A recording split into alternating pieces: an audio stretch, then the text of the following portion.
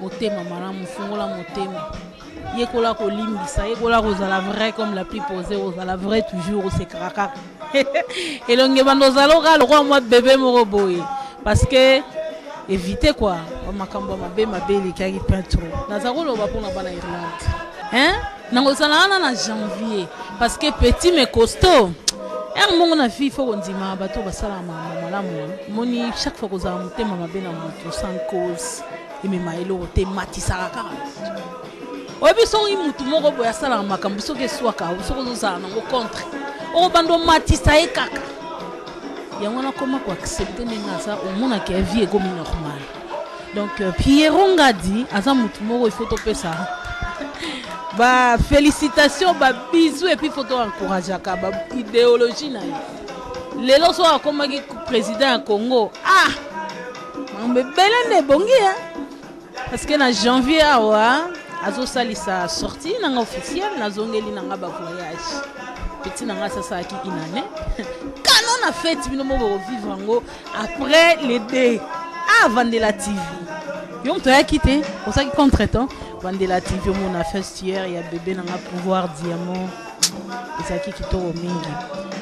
nazongela na Pierre Ngadi donc asali azo bengisa azo sala sortie nanga officiel na Irlande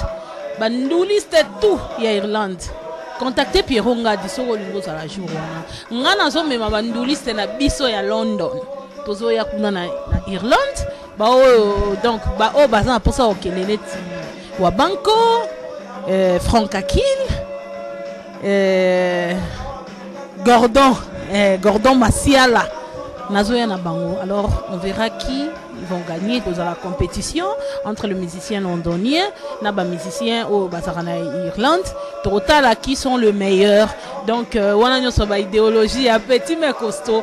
pour de quoi to beti masola ndule total nanu bobi koko dianzombote total nanu après commentaire et après quoi tout l'en extrait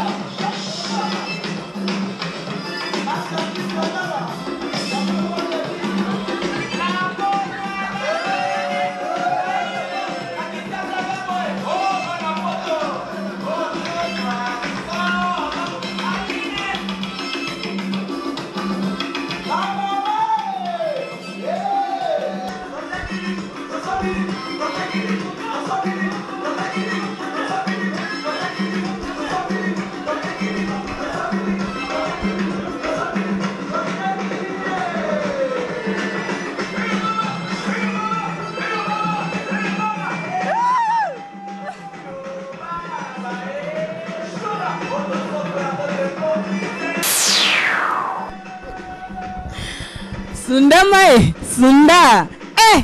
A corriger na boketu na danse. Koko Dianzombo. Quelle correction! Donc un artiste avec tous les talents. Donc biso to bengo artiste au grand carré. Pour Zasomo. Na kanza bo sepel extrait wana toujours na Irlande. Donc tozoya. Donc na ba Koko Dianzombo. Na banani dans janvier oyo ezoyinda na kota Irlande grave. Donc ndeza wana na ba neige système ba neige. Ngai nazomema ba musicien na biso ya awa. En tout cas, oyo aza na posa ya na compétition tozokende Irlande à contacter biso le plus vite possible na numéro toujours oyo eza affiché na écran. Donc benga soza et surtout bato bana kanda. Alors toza na besoin na bino neti ba mimita ba artiste na biso ya talent quoi. Pour pas na Irlande ndre bwana moko banga moko a réagir na téléphone. Alobi babangi te tota ba o ba o gagner ni way tota na biso comme c'est la fête.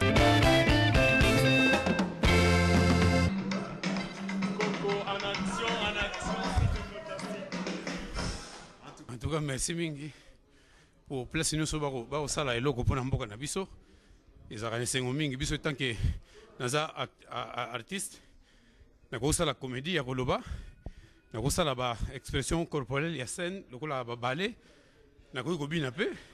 alors ko tozana nzamba biso biso don wana na nyonso tozana qualité yango na préféré ki lokola na beki mindele ba kozala wa